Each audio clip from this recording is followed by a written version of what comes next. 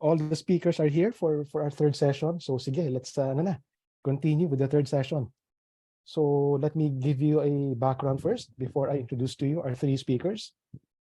So the third session is going beyond traditional education, SEs in education and tech situationer. So traditional education was the long-established teaching style in the Philippine education system, wherein the students are passive in terms of participating in class. They only have to sit quietly in their places and listen. Some have harrowing experiences in schools. Learners lose motivation, lose all love of learning. Based on studies from the UN and ASEAN, the country lags in STEM, critical thinking, tech, and reading comprehension, all fields that do not thrive without teaching methods. So it has been the goal of the Philippine education system's players and stakeholders to innovate the curriculum into a globally competitive, dynamic structure. Social enterprises, given their model of continuous innovation and lifelong learning, are up to the job of helping. Social entrepreneurship can indeed contribute towards a competitive Filipino education system. So 3 social enterprises from Luzon, Visayas, and Mindanao are working towards lifelong learning. One that is more than just the 4-walled classroom predominant model. One where learning can be fun and not tedious. What seemed to be a distant pipe dream of innovation in education is actually within reach. Programs like BPI SINAG are part of that growth and continuous process of change. These 3 organizations will discuss education from their vantage points. In totality, education is for all ages. From STEM and technological innovations, for kids to senior citizens, everyone is covered. So we have invited 3 speakers for this afternoon belonging to the education sector. So the first speaker, well, let me mention lang muna the names of the 3 speakers before they present. So we have Mr. Kristoni, President of Studentship PH. We have also Michellie Sabando, CEO of TinkerHouse. And we have Koree Monteloyola, founder of Techie Seniors. So Mr. Kristoni will go first. Tony, are you there? Hi, Sir Basil. Good afternoon. Good afternoon, Tony, and welcome. Thank you for being with us. So if you have your presentation, okay na, you can go ahead. All right, let me share my screen lang po. Good afternoon po to everyone na nanonood sa atin this afternoon. Saglit lang po. Ako pala mauuna. Sige. Nagulat ka ba? Nagulat ako kasi akala ko Luzon, Visayas, Mindanao. Yun Ay, pala ganun ba? Ay, sorry Mindanao. naman. Hindi ganun yung order. Warningan ko na yung iba. Mitzi, ikaw susunod. Koree, ikaw huli. Ayan. Nakikita niyo na po ba yung screen? Yes, go ahead. Alright, sige. So before I start, I'd like to thank po everyone in Bayan Academy and BPI Foundation for inviting Studentship Philippines to be one of the presenters this afternoon. Isa pong malaking karangalan na maging bahagi po ng ating Philippine Social Entrepreneurship Summit this year. I'd like to start my presentation with introducing myself. My name po is Kristoni, but please feel free to call me Ton kapag nagkita po tayo. And then, Studentship Philippines is a brainchild of me and Miss Winona Diola. Many people call me Sir Ton, believing that I am one of the teachers in Studentship Philippines. But hindi po talaga ako yung may alam at in charge of the pedagogy and all of the teacher approaches, methods. It's really Miss Winona Diola, who was conferred as one of the 2016 Metrobank Foundation Outstanding Filipino Teachers. I'd like to consider myself more as a student or a lifelong learner. Ito po yung combination namin ni Ma'am Winnie. Bale po ako, I am in charge of the design experience wherein ako yung palaging gustong matuto, and then si Miss Winnie po yung nagde-design kung paano po yung mga tamang approaches in line with her expertise. Bakit ko po pinakilala yung aking sarili tsaka si Ma'am Winnie muna? Short backgrounder lang po. I'm a product of both public and private schools. Pero talagang rooted po talaga ako sa culture ng public school. Having grown in my hometown po, which is Isudan, Sultan Kudarat in Southern Philippines. Doon po, when I was in elementary and high school, I used to join in many competitions and even national po. And marami po kami actually from the provinces who are able to join in national competitions na nagkakaroon ng chance na manalo din at makipagsabayan dun sa mga taga-city. And nung nasa high school ako, in my hometown, I was the only one sa buong town na nakapag-join in an after-school program na sikat po ngayon na after-school program. No? It's a math program which originated in Japan. So, alam niyo na kung ano yon. And talagang na-enjoy ko siya nung high school ako. Kaya lang, my problem was every Tuesday, kasi twice a week siya, every Tuesday afternoon, I had to travel 1 hour bus ride from my hometown to a nearby city para lang makasali doon. At pagdating ko dun sa learning center, magsasara na. Kasi dumating ako, magsa 7 p.m. na. So, nasad ako dun sa experience ko rin. At nadala ko siya until when I reached adulthood, no? And nung nagkaroon ako ng chance to meet Miss Winona Diola, I shared this experience to her. And sabi ko, ma'am, is there a way, kasi ni-research ko muna si Miss Winona Diola. It was part actually of one of my requirements in classes na dapat ako mag-interview ng mga veteran teachers. And nakita ko na Miss Winona Diola was awarded as an outstanding teacher in the whole country. At sabi ko, ma'am, may paraan po ba na we can bridge what you are doing? Miss Winona po pala is a teacher at De La Salle Santiago Zobel School. May paraan po kaya na ma-bridge natin yung ginagawa niyong pamamaraan dun po sa mga students in the public schools. At dun na kami magsimulang mag-usap kung paano ba namin gagawin. And here comes educational technology, which is what we did and used as time went by. So, nung nagkaroon na po kami ng chance to work together and talagang ni-root din namin siya with a lot of realities happening right now in the country. Naalala ko, it was still 2018 when Miss Winona and I met and sinabi niya sa akin, the way daw that learning is being experienced in the Philippines is 10 years behind compared to other countries. So, dun kami nagsimula, dun sa statement na yon. But then, after many iterations, after many competitions at mga bootcamps na sinalihan namin at incubation programs just like BPI CNAD, mas naging rooted po kami with talagang realities and research. So, the World Economic Forum says na we are lagging behind in innovations in learning systems. And so it is believed that our Filipino children of today will find it difficult to face the demands of the 21st century. And as you all know also, in 2019, according to PISA and many other research studies, we came in last in science and mathematics among many countries assessed. So Ma'am Winnie and I challenged this, but we believe kasi that innovative learning programs have the power to supplement the efforts of formal education.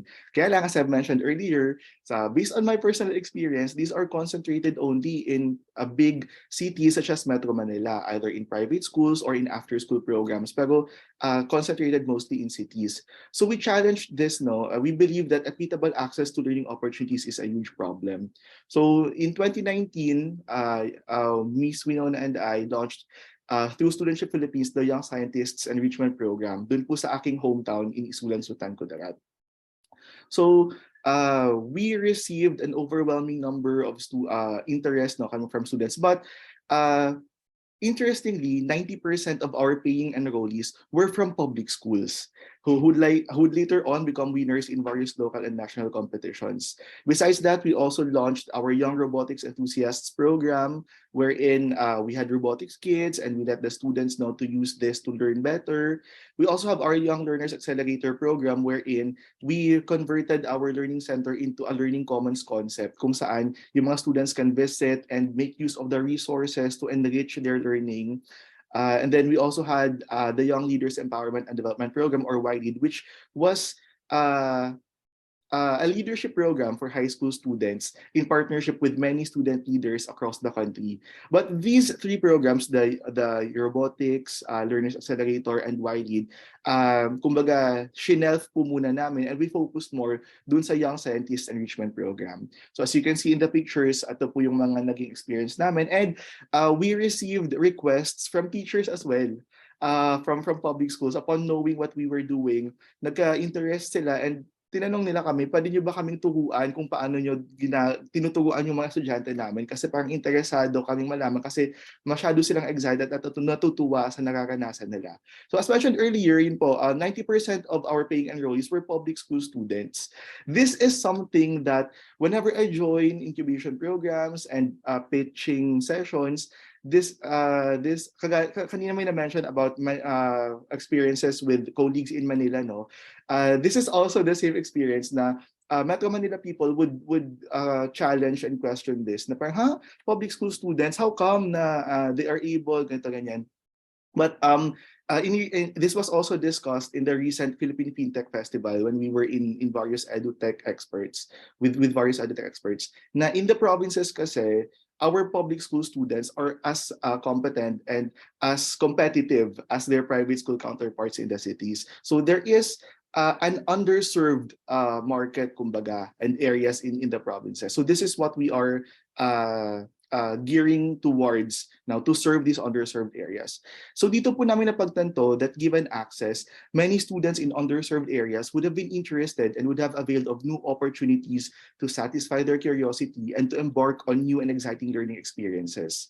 So as mentioned earlier also in our pilot run, we received an overwhelming interest from public school students. Regrettably, although some of them can afford, not all of them also had the capacity to bear the cost of the program. So given this and in line with our mission to bridge these learning opportunities to more of these students, with the help of various entities such as Miriam College, Technology Business Incubator, Startup Village, and BPI CNAG, we have prepared an innovative, novel, and free solution. So through BPI CNAG also, we committed and we reforged our commitment to be an edtech company and social enterprise that is geared to bridge learning opportunities to learners, especially in underserved areas in the Philippines. So paano po ba namin to ginagawa? So we developed what we call the Studentship PH, our next generation learning program, which is a technology-enabled, mobile-based, and gamified learning experience that is easily accessible and deployable in any community in the Philippines. So sa pamamagitan po nito, we are able to provide a free version of our STEM program na pinakita ko kanina in partner public schools. Through the internet or a local server that we can install in the schools, participating students may use their mobile device and access our platform, which houses our proprietary playlist of lessons. This school year, we have partnered with the Department of Education Region 12, and we have deployed in up to 50 public schools and catered more than 6,000, but with the potential of catering up to 12,000 beneficiary public school students. So ito po yung example ng aming pong learning platform. Ayan, so there's lessons there, quizzes, and many activities that their teachers can use in supplement and in complement to their lessons.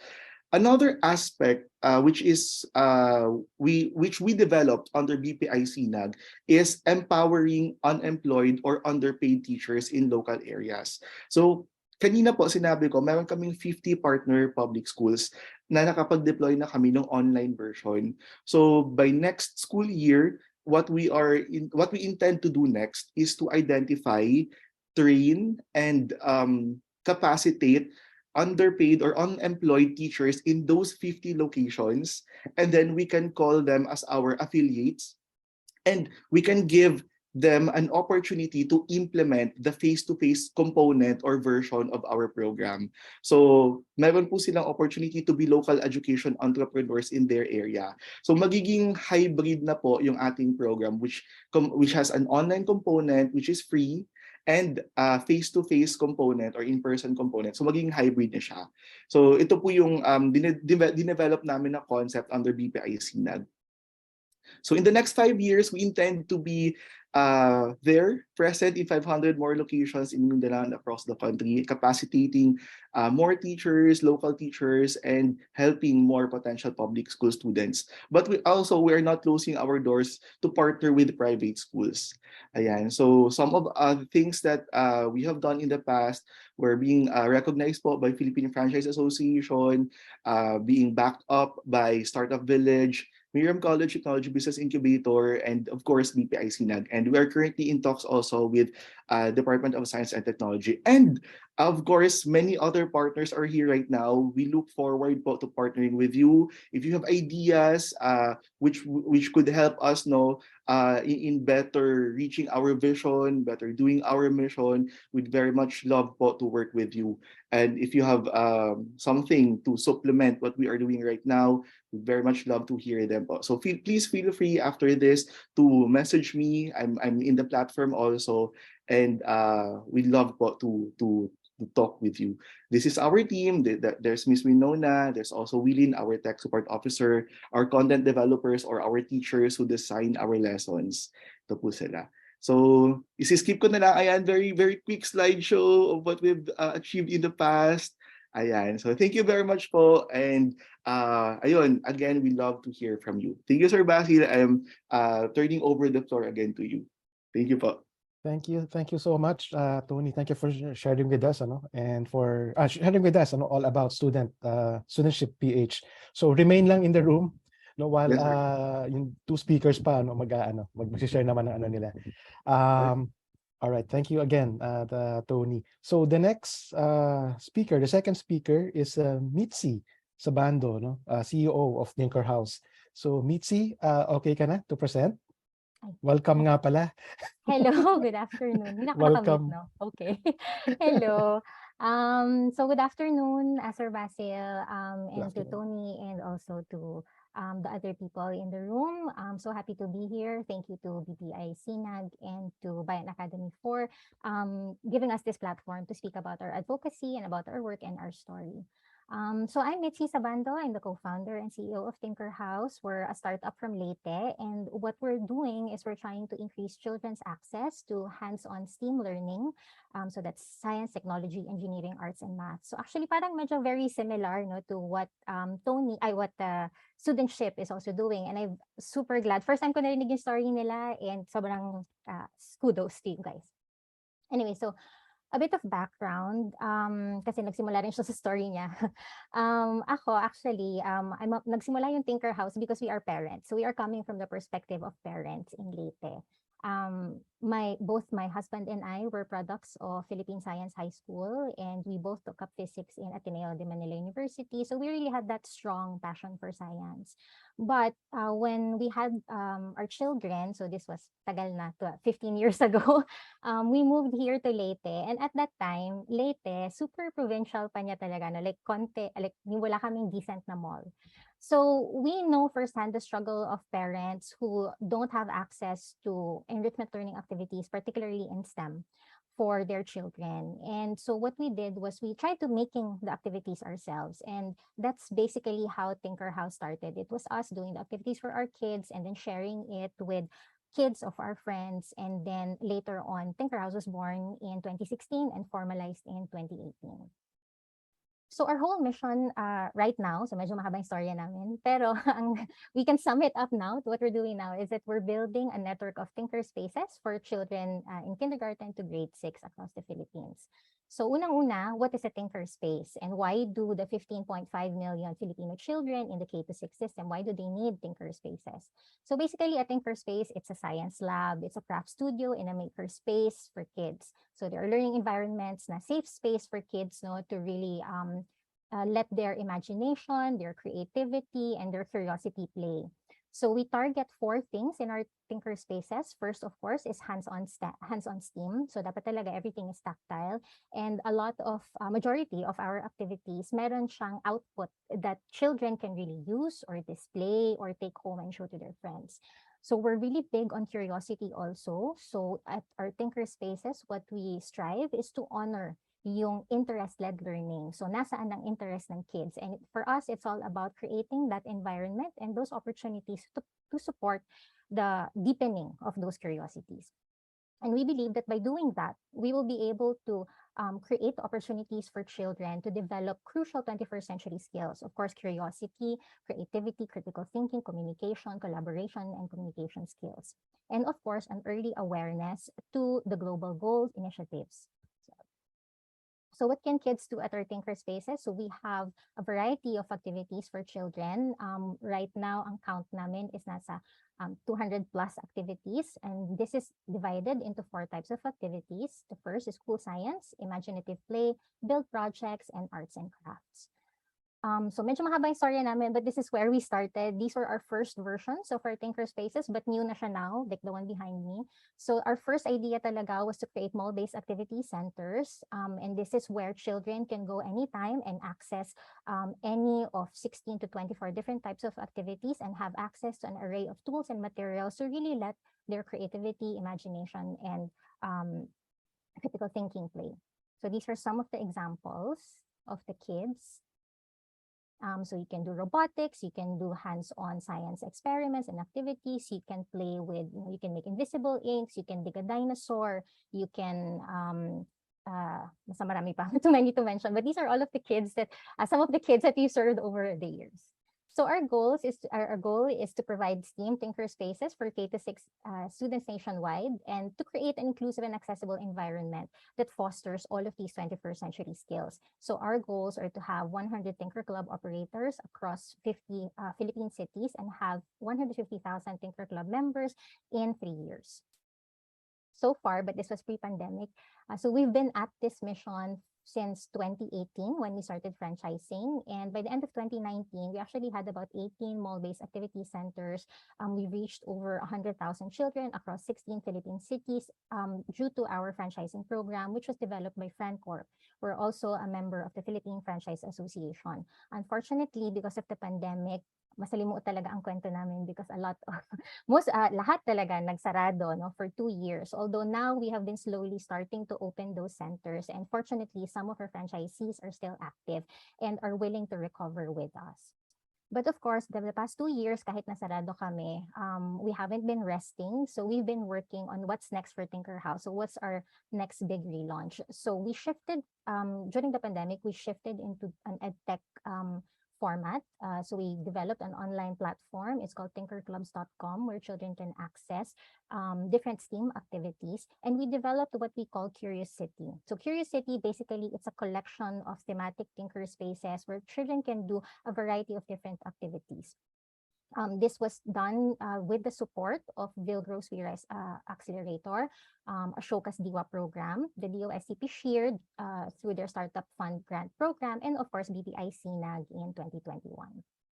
So our whole idea now with our relaunch is it's an attempt to turn real life cities into big learning playgrounds for kids. So if you're familiar with these like big box type of science museums for children where they can do like a lot of different activities, our whole idea is parang pabaliktad. Instead of housing all of these activities in one area where children can access it, we want to create a decentralized version and do a hyper local version of it. So the idea is if we're in a particular city, for example, Tacloban City, is we'll create a network of franchisees with different tinker stations under different themes, and they can provide the different thematic learning experiences all around the city for the Tinker Club members. So what we're doing is building the kind of the system that will support this whole learning ecosystem. So we created the modules, we created the interest-led gamified curriculum, we did the progress monitor on our platform. We're developing the Tinker kits and supplies so that it'll be easier for our franchisees and our partners to provide these activities for children. We're doing the national inter-school events and also developed a rewards and awards program to increase the stickiness of the activities to our customers. With the help of BPI Foundation and the Sinag Spark Challenge, it really opened our eyes kung paano pa kami makakagawa ng more impact. And the biggest contribution talaga of Sinag to our to TinkerHouse is we were able to create the Tinker Connect Fund due to our participation sa Sinag. And it allowed us to reach children in underserved communities and public schools and organizations in a more direct manner. Before kasi, ang nasa isip lang talaga namin is the way we would make impact is by making the activities accessible at an affordable price and in creating or decreasing the geographical barrier of access to the activities. But with BPI CNAG, that was kind of like a turning point for us wherein we really decided that we needed more direct action for these communities. this year also, because of the Tinker Connect program, we're launching the Curiosity Tinker Tour, wherein we're going directly to the schools. We're bringing our pop-up Tinker stations there so more children can have access to our activities. So yun lang. That's us. Thank you, Mitzi, for sharing with us yung story ng TinkerHouse. So please remain in the room then together with Tony. Introduce ko lang yung ating third speaker. Okay, so ngayon, yung third speaker natin for this segment of the session is Miss Koree Monteloyola, founder of Techie Seniors. So sa pangalan pala ng organization nila, alam niyo na kung tukol saan, anong advocacy nila. Welcome, Koree, and go ahead kung ready na yung presentation mo. Afternoon, everyone. I'm so excited to share our community. Thank you, Sir Basil. And so I'll proceed with my presentation today. Okay po. So let's do this. Ayan. So hello, I'm Koree Monteloyola. I'm a web developer and founder of Kairos IT Services and Techie Senior Citizens and Retirees Philippines. Techie Seniors is currently transitioning into a startup social enterprise which started in 2018 as a nonprofit advocacy of Kairos IT Services. Techie Seniors is focused on providing digital literacy trainings and psychosocial wellness programs for older adults and elderly Filipinos to transform them to become productive digital citizens and ultimately be able to design their retirement life. Like climate change, aging affects everyone. Tatanda tayong lahat. And all of us are getting old. Filipino senior citizens has helped in nation building, but now they need our help from the challenges of the modern world. At Techie Seniors, our primary social mission is to empower our members through digital literacy so they can create opportunities for themselves and have the chance to learn, earn, and live longer. The second problem that we want to address is the lack of preparation of employees for a productive or stable retirement life. Another problem is the lack of psychosocial support for senior citizens, which has a great impact on their well-being. It is evident that if we do not harness the power of technology to solve these problems, this will have negative consequences for our country. Techie Seniors provide social value through various online and offline digital literacy programs. We have Techie Seniors training to impart technical knowledge and develop their entrepreneurial mindset through design thinking. Community meet and greet sessions and online quiz bee for emotional and mental wellness. We also provide specialized trainings based on the topic requested by the institution, like what we did for NEDA and Institute of Labor Studies, DOLE. Retirement is one of life's great milestones. Here are some of the seminars we offer to older adults and senior citizens to help them prepare and design their retirement life through digital literacy. Profits from our retirement by design trainings are used to fund the operations and programs of Techie Seniors. Our free and corporate trainings are designed to support the fundamental needs of navigating the web safely, honing their creativity, and use this to train them as freelancers or entrepreneurs. We partner with government and private and academic institutions and encourage them to contribute to our social mission. Our institutional allies, which advocate for diversity, equity, and inclusion, or DEI in the workplace, are also one of our target customers for paid trainings in a business-to-business setting. Since 2018, we have conducted over 40 seminars and webinars. We have reached more than 1,000 of Filipino senior citizens, and for every senior citizen that we empower, we also empower their families. I can say that I gained enough knowledge to bring our community to the next level because of BPI SINAG. Thank you, BPI Foundation and Bayan Academy, for this opportunity. I think the best lesson that I learned from BPI SINAG was in order for us to grow our impact, we need to grow the business while retaining our ethical fiber for our community. That's it. Thank you so much. Thank you, Koree. Salamat for briefing us about Techie Seniors and advocacies ni Techie Seniors. So for the audience and participants in the main room, so if you have questions, mga speakers natin, please feel free to use yung chat facility ni Hubilo, and we will relay your questions sa ating tatlong speakers. Okay, so to start off siguro, I'll ask siguro yung first question. Siguro to all three, well, baka hindi naman question talaga, but really siguro an insight or input or opinion. Somehow kasi all three organizations are into technology and innovation in one form or the other,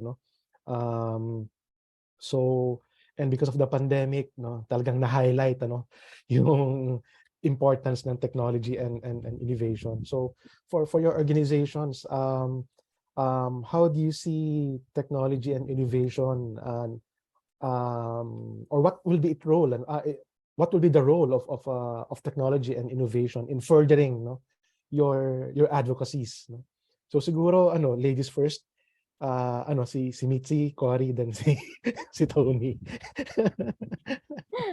Sige. So sa amin, kasi nung nag-start yung pandemic, I think we did the most obvious thing was to put everything online, right? So make the activities online. And we had a lot of struggle with that kasi syempre yung activities namin, we have a focus talaga on hands-on and tactile experiences for children. And so it was a challenge trying to recreate those experiences online. And I think by the end of it, parang tinanggap talaga namin na hindi talaga siya kaya. Like we can approach it, but there's no no substitute for the face-to-face approach. Okay. And so now how we view the role of technology in our organization is in creating the support system to enable and empower people who can create more of those face-to-face learning experiences. So medyo hindi siya ganun ka like obvious na parang it's not putting our activities online, but using technology to create more of the people who can do it at a face-to-face venue. All right. Thank you, Mitzi. Yung kay Koree, siguradong technology, IT pala eh. Yes. So for every digital or Techie Seniors training that we do, we always display this sentence sa aming mga webinars na although we are socially distant, we are intellectually engaged. So yun yung pinaka-concept ng technology, like what we're doing now. So magkakalayo tayo pero we're connected, no? We have one goal today. So parang ganun din yun sa Techie Seniors. And aside from that, we're using technology to grow our community to scale, no? Because of our learning management system, we can reach more senior citizens and encourage them to learn technology, no? So yung iba kasi parang intimidated na parang, syempre yung generation nila, yung mga baby boomers, medyo perfectionist kasi sila eh. Parang think about an accountant from that generation and sanay sila dun sa journals, di ba? Sa logbooks na hindi pwedeng magkamali. So ngayon, yung mindset nila, ganun pa rin na parang, uy, baka magkamali ako, nakakahiya sa mga nakakita sa akin. So ngayon, sa Techie Seniors, we have different activities to encourage them and remind them na it's okay to make mistakes, no? Ang mas importante ay maging yung journey. So for example, we have this quiz bee. Ayan, isa po ito sa mga programs namin. So as you can see, last year, experiment lang siya. Pero hanggang sa nakita namin na nag-enjoy sila. And in the end, parang nagkaroon kami ng 1 year, every month, may sumasali talaga doon, yung mga lifelong learners, no? Every month, meron kaming winner na on March, magkakaroon kami ng grand finals. Ayan. So yun po yung role ng technology for us. I see. Thank you, Koree. Tony, ikaw naman. Alam ko tech heavy ka rin. Hindi naman ko. Bale, for us naman, through the many iterations that we had since we started studentship, we have always made it a point that technology is not our product, but it merely serves as a tool to advance what we really intend to do, which is for the students to accomplish the learning outcomes. No, but the good thing Meron kasi dalawa eh. There's the good and the ugly thing about technology, especially in the Philippines. The ugly thing is that many people are afraid of it. Many people do not believe in it, especially in delivering education. But the good thing naman is it has already been proven that technology, if used in a correct manner, is actually effective in delivering education. Case in point is the University of the Philippines Open University, no, which has been the premier institution in the Philippines that delivers distance learning, no, and in fact it's a worldwide leader. In the case naman of hybrid learning, technology talaga serves as a crucial role. Kasi yun din yung actually even prior to the pandemic, yun yung original kasi na tanong ko kay Miss Winnie na ma'am, kasi yung ginagawa po kasi ni Miss Winnie in De La Salle Santiago Zobel before was she was integrating technology in the classroom already. That was actually, I think that was one of the primary reasons kung bakit siya na-hail as an innovative and outstanding teacher, no, na in teaching science hindi lang siya limited into the traditional resources, but she used modern technology which produced fruitful results, no, to her students. So yun po yung so nung pandemic, tapos ang ginawa naman actually, di ba nung pandemic nauso yung Zoom, nauso yung Google Meet. Pero actually, prior to the pandemic, ginagawa na po namin yun. We already conducted Zoom and Google Meet sessions in Sultan Kudarat. Tapos yung live speakers namin were teachers from various parts of the country, no? And kaya nung nag-pandemic na, yung mga students namin who transitioned into Google Meet, hindi na sila masyadong na-surprise at nahirapan paano gawin yun. So, yun yung first is challenging, is maraming hindi pa naniniwala, but the good thing is we are slowly learning, and yun din rooted din sa sinabi ni Ma'am Winnie na 10 years behind tayo, but I think given all of what we are doing right now with many partners also, and even sa TinkerHouse, and even what Koree is doing at Techie Seniors, I think nafa-fast track na yung knowledge and yung acceptance ng community into using technology. And I think that's something that we as education technology advocates, no, should also focus on in advocating it and in teaching other people na matutunan din nilang ma-accept ito at magamit din towards learning, towards earning, no, the learning outcomes that they need to advance their careers or in many other na mga approaches. Sir Basil also mentioned earlier the importance of innovation. Of course, innovation starts with empathy, no, and kaya ko rin sinabi kanina that I'd really like to consider myself not as a teacher but as a student. So that si Ma'am Winnie yung in charge sa pedagogy, ako naman in charge dun sa feeling, sa experience na as a student ba, effective ba yung ginagawa sa amin, at and ano ba yung mga sinasabi ng mga students at ng mga teachers na partners namin. And that's where we can recalibrate the technology that we are using. We can start with innovation, empathizing with these partners, and then we can recalibrate the technology towards the learning outcomes that we want. Yun po. Thank you. All right, thank you, Tony. So may tayo questions from our audience sa Hubilo. Kay Koree. So do you have Techie senior groups in other parts of the country? Are the seniors encouraged to organize excuse me, themselves? Who do you partner with for these trainings? Yes. Who do we partner with? Okay, so first, sagutin muna natin yung question na who do we partner with? So let's open this window here. Then we partner with, let's forward. Ayan. While the images are loading, sorry po. So we partner with National Museum of the Philippines last year. National Museum of the Philippines, that was the first meet-up after the pandemic.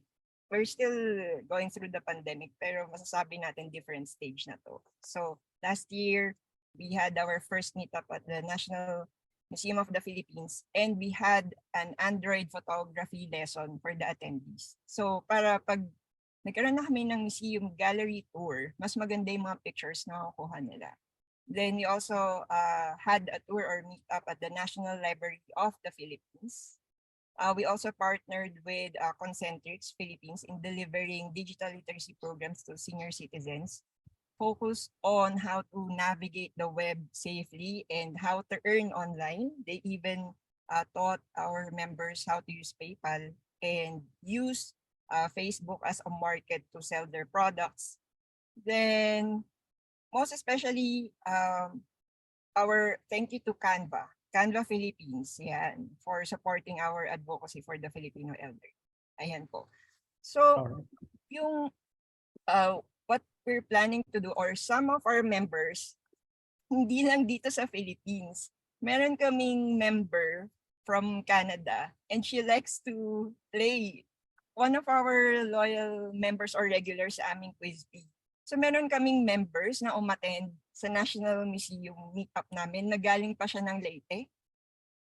So meron sa Mindoro, meron sa Laguna, different parts of the Philippines. Meron din sa Cagayan de Oro. So tomorrow we'll be celebrating our 5th year anniversary at Canva Philippines. So yung mga iba naming members na nasa provinces, they're asking, so paano ba nila makakapag-participate dun sa event. So ang sinasabi namin is whatever will be taught tomorrow, we'll also have a schedule for that. Ayun po. Alright. So may mga groups naman ng Techie Seniors all over, lumalabas, I mean, nag-organize naman sila, They group themselves. Hindi pa After your kami- training, parang ganun? Hindi pa kami umaabot sa ganong scaling. Okay. Focus kami dito sa Manila.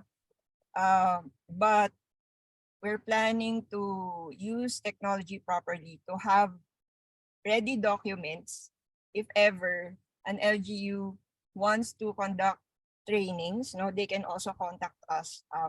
We received an inquiry. Ayan, we received an inquiry from an LGU last January. Ayan. And thank you to BPI Sinag because we were able to respond to that inquiry properly as a social enterprise. Yun yung malaking contribution talaga ng BPI Sinag sa amin. We were prepared.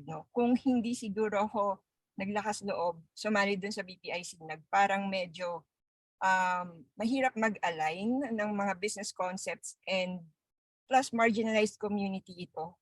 So I was prepared to answer these inquiries because of BPI Sinag. Okay, that's good to know. Thank you, Koree. Thank you. Yung next question was probably para kay Koree and Tony. Kasi I understand yung kay Mitzi, kailangan hands-on I mean, kailangan talaga physically there, So, yung question is, how do you deal with mga communities or areas, especially marginalized communities, na yung internet infrastructure medyo hindi maganda, katulad sa Techie Seniors, you do it well, although you have face-to-face, may online din kayo, ganun, similar with Tony. So kung let's say yung hindrance or stumbling block yung internet infrastructure dun sa areas na you're targeting, so ano yung mga ninyo, mga paraan to still be able to reach yung mga na yun, areas na yun.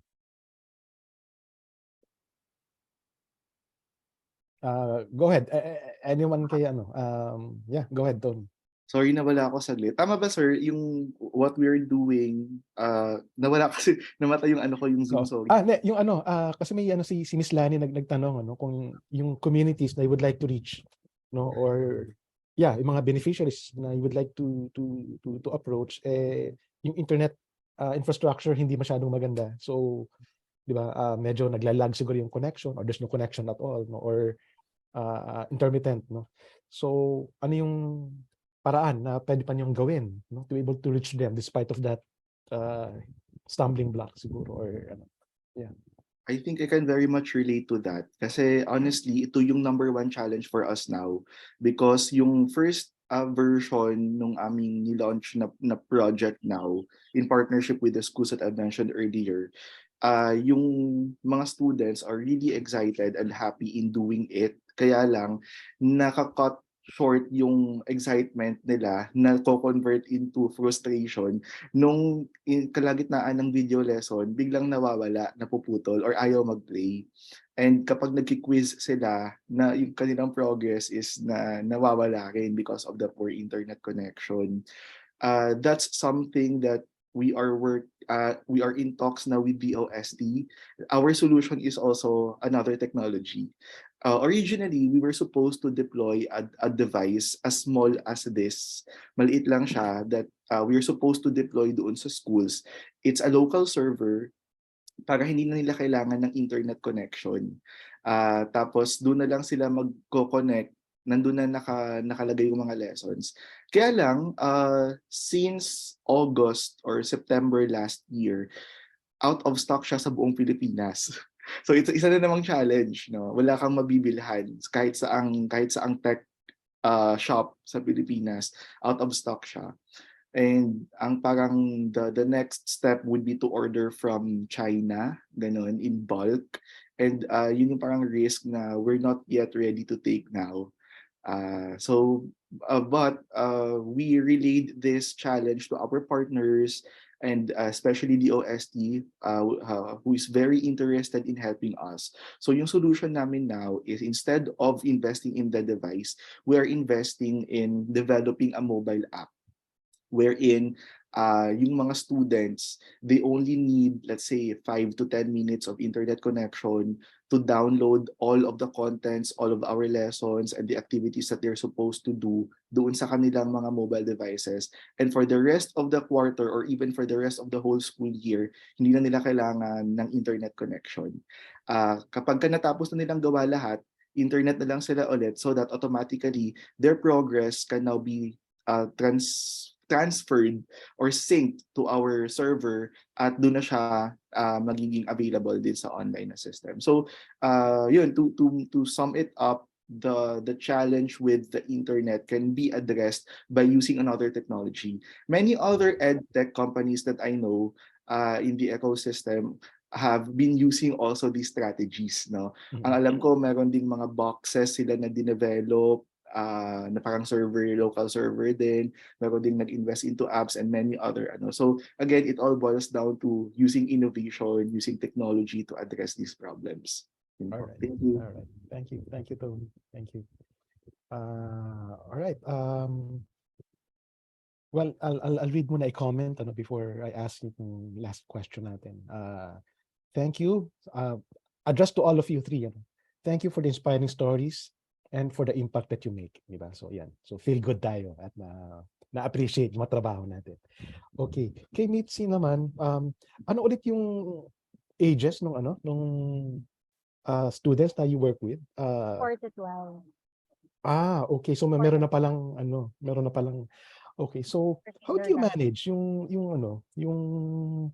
kasi kailangan they should be physically there sa mismo sa site to be able to learn.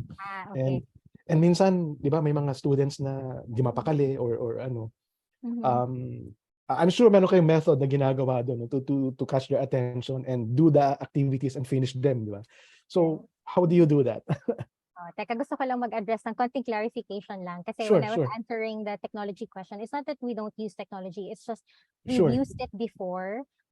But medyo nakita namin yung medyo may kakulangan lang for us, no? Yung Right. whole, because of the whole approach. Kasi naisip ko lang, That's right. nandito DOST, may finance sila na na platform for us. So we're able to use technology. It's just Meron that, naman, tandaan nyo, meron. meron.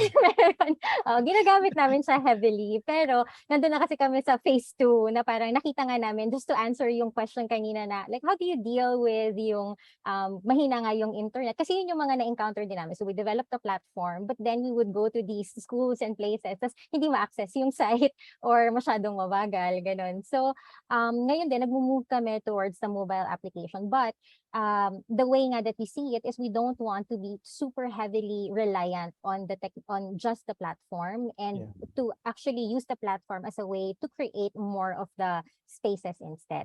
Right, Anyway, with that, yung sa question naman na paano namin na ani mga bata nakikip yung attention. So actually what's funny is we don't actually have to do much. Oh, Kasi, interesting. you know, when you give children, you know, something na very tactile, parang hands-on play, something that is designed for them in the best way that they learn. So parang you're asking them to learn about chemistry or matter or chemical reactions in a way that is suited to their age and to the things that they like. Once you give it to them, the tools, they take over. So yung curiosity nila nagte-take over talaga. So we've developed all of these things. So we developed the story-driven curriculum. We developed the play-based approach. We created the environments. But at the end of the day, ang napapansin namin, whether it is at our center or through at our learning kit or a pop-up event at school, the experience naman is the same because it's actually the child naman who is taking over. The way that we see our work is that kailangan lang talaga namin i-ignite yung curiosity ng bata and yung interest dun sa gagawin. And then after that, sila na, alam mo, magugulat ka talaga kasi we worked with children, like from street children to children sa bundok, pero all the way up to mga students of progressive schools. And actually the reaction is the same. Na when you give them these activities, you know, sometimes it's an activity that should only take 10 minutes, but they stay for an hour there, an hour and a half, doing the same thing over and over again. Magta-try out sila ng different styles, ganun. So tinkering talaga because it's a very open-ended learning experience. And so we don't actually have trouble. Ang problema namin, ayaw umalis ng mga bata. Yun nga lang. Sinusuhulan na ng parents. So parang, let's go. Wala. Hindi, ayaw Sobrang nila enjoy umalis. sila, ano? Yes. So, yun. Interesting.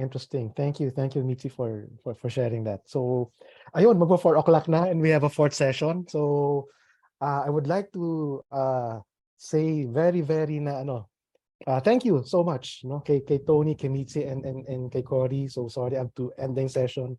Ako, ang dami ko pang gusto itanong, pero may alas 4 pa tayong session. So thank you so much, guys, no, for joining us this afternoon and for spending time with us and for sharing great stories, no, about what you're doing and sharing stories of your beneficiaries and how you're able to help them and continue to help them, in their journeys. So ayun, I look forward to working again with all three of you and the other members of the Synod community, and do participate in other activities na we will do for the Synod community and for the roadmap, yung mas malaking aspiration natin for the roadmap, kasi yung education pillar is one of the critical pillar ng SE roadmap here in the Philippines. So again, thank you so much, Tony, Mitzi, and Koree. Maraming salamat po. Thank you very much, sir. Bye, Thank you, sir. everyone. Thank you. Thank you, everyone. So that's it. We have completed the first 3 sessions in today's summit in the main room. So I wish to express my sincerest gratitude again to all the visitors and guests for attending and participating in the sessions. We hope you were able to gather useful information and acquire key insights about social entrepreneurship and enterprise development. We request that you remain in the main room as we have an exciting culminating session this afternoon.